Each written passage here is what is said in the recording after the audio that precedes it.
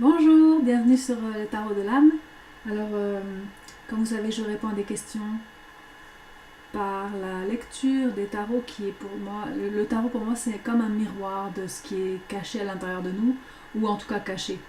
Parfois un petit peu moins accessible parce qu'on est un petit peu moins à l'écoute vu qu'on est pris dans nos pensées ou nos actions ou nos situations de la vie.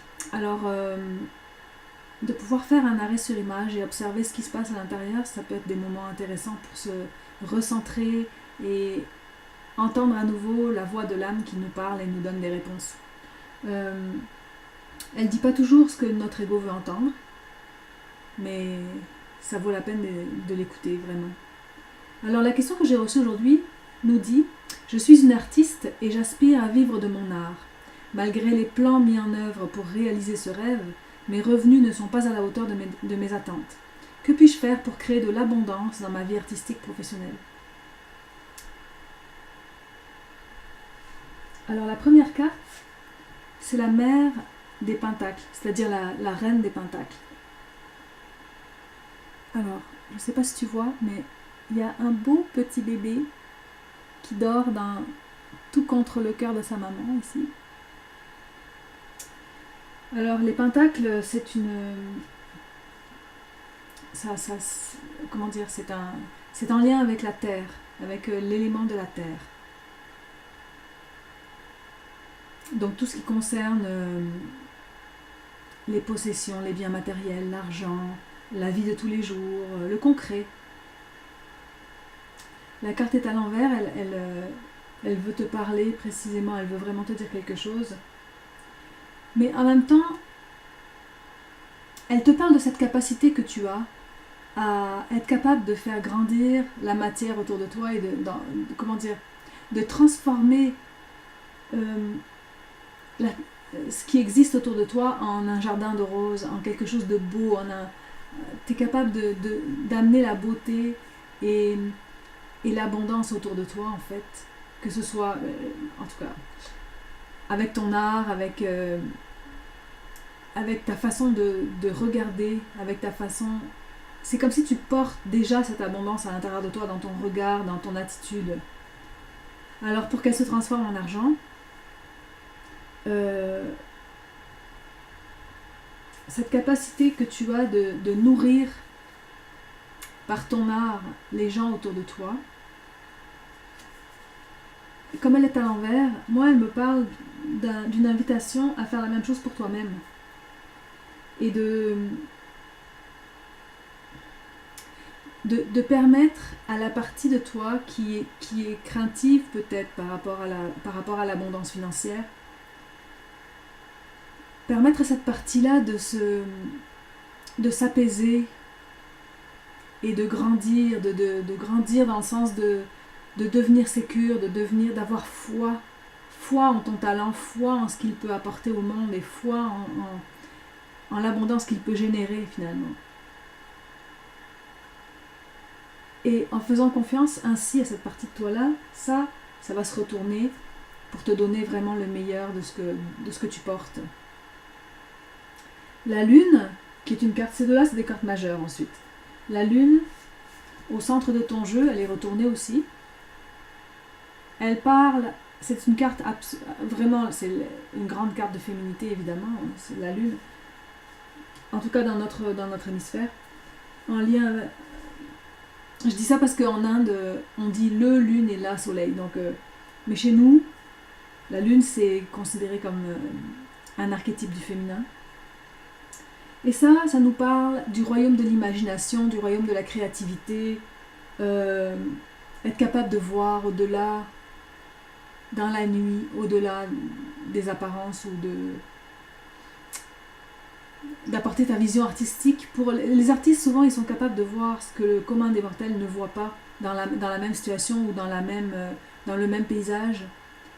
Donc, cette carte, elle nous parle aussi, étant donné que c'est la nuit, que l'ombre, la lumière qui est envoyée par la lune ne se reflète pas partout pareil. Elle crée des ombres et des lieux où c'est moins facile de voir, et puis des endroits où waouh, on est émerveillé par la lumière de la pleine lune qui donne un espace mystérieux à tout ce qui est. Puis par moments, on n'est pas sûr de ce qui est là dans le coin parce que les ombres ne sont pas débouchées, et c'est comme des espaces plus fermés. Alors ça peut créer des peurs, ça peut créer de l'anxiété, ça peut créer du doute de soi. C'est le territoire des rêves, mais des cauchemars aussi. C'est le territoire des peurs, des insécurités, des doutes.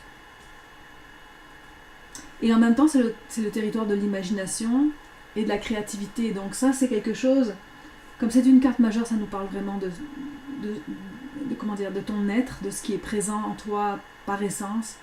Et ça fait aucun doute que ton accès à la créativité est fondamental et inné et profond et fort. Le fait que la carte soit retournée, je pense qu'elle t'invite à lâcher prise, à lâcher ou à rencontrer peut-être tes peurs, à juste les accepter de vivre ces espaces plus turbulents ou insécurisants et de rester avec quelques instants, de ne pas fuir ça, de juste accepter, ok, ça me fait peur. Parfois juste de les accepter, de les voir, qu'elles se sentent reconnues, les peurs lâchent.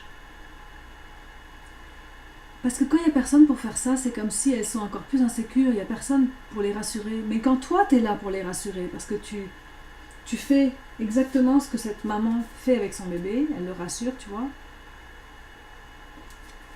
Quand toi, tu fais ça pour toi-même, en étant présente à ce qui se passe en dedans, dans ton royaume intérieur, et que tu amènes la lumière sur ces espaces-là, ça va se dissoudre.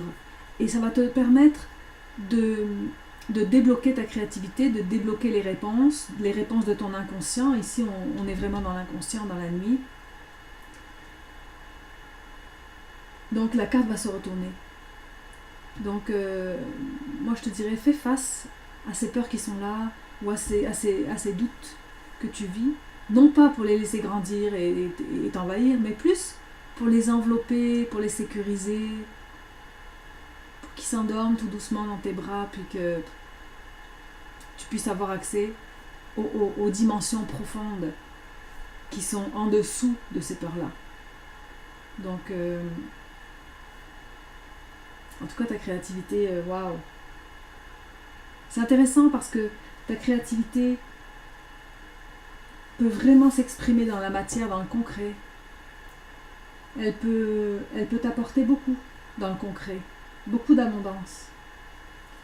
Alors c'est juste un petit truc, c'est pas gros là, parce que par essence, c'est quelque chose qui est présent en toi. Et tu vois, la dernière carte, c'est une carte majeure aussi, c'est la carte de l'empereur. Regarde ce magnifique arbre dans le soleil. Là par contre, on est arrivé dans le yang. On était dans le yin avec la lune. Le noir, c'est une couleur yin, c'est la couleur la plus yin. Et le blanc, c'est la couleur la plus yang. Alors là, on est dans le masculin sacré avec le soleil.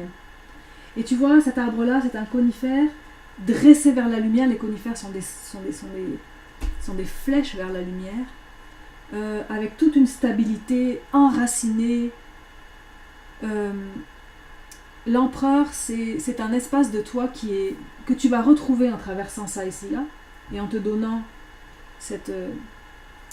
en donnant à tes espaces insécures tout ce dont ils ont besoin, tu vas retrouver ta force, ta clarté d'esprit, ta facilité à prendre des décisions et à passer à l'action. Et tu vas savoir par où passe ton chemin sans l'ombre d'un doute. Parce que ça ici, il n'y en a pas de doute, il n'y a pas d'ombre. Hein.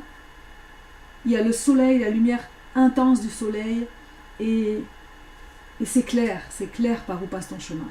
Absolument. Donc en fait, quand tu dis « Que puis-je faire pour créer de l'abondance dans ma vie artistique professionnelle ?» pour toi, c'est vraiment plus au niveau de l'attitude. Replace-toi, berce tes peurs et tes anxiétés, berce tes doutes pour qu'ils s'apaisent. Entends-les pour de vrai, tu sais, berce-les avec, pas pour qu'ils se calment, pas pour les jeter dehors, pas pour t'en débarrasser, mais au contraire, pour les embrasser, pour les faire tiens, et c'est ça qui les apaise, c'est cet amour qui les apaise. Et ensuite, tu vas pouvoir accéder à nouveau à cet espace de toi, complètement stable. L'empereur, c'est le 4 dans les cartes majeures, c'est stable, c'est une fondation solide, qui a une vision large, qui peut voir loin, et avec ce soleil-là, il peut voir des milles et des milles tout autour de lui, tu vois. Alors, tu vas réaccéder à ta vision claire et totale, alors que la lune, on ne peut pas voir si loin que ça dans la nuit, là, avec la lune, tu vois. Alors avec ça, avec l'empereur, tu vas récupérer ta grande clarté d'esprit, tu vas pouvoir savoir où tu t'en vas, quelles actions poser, quelles décisions prendre, tout ça, ça va devenir clair. Alors j'espère que ça t'aura aidé. Pour ceux qui ont regardé cette vidéo, si vous l'avez aimé, vous pouvez. Si vous avez des questions, vous pouvez les poser sur mon site web claire-unionvalet.com dans la page contact. Et puis si vous avez envie de laisser des commentaires, ça va me faire plaisir de les lire. Et la personne à qui cette vidéo est destinée aussi. Et puis j'aimerais bien savoir d'ailleurs, ceux qui regardent les vidéos, j'aimerais bien que vous me disiez si ça vous parle à vous aussi, s'il y a des choses que vous pouvez venir chercher dans ces vidéos, même si il y a une personne en particulier qui m'a posé la question. Ça m'intéresse. Alors voilà, je vous souhaite une belle journée et à bientôt.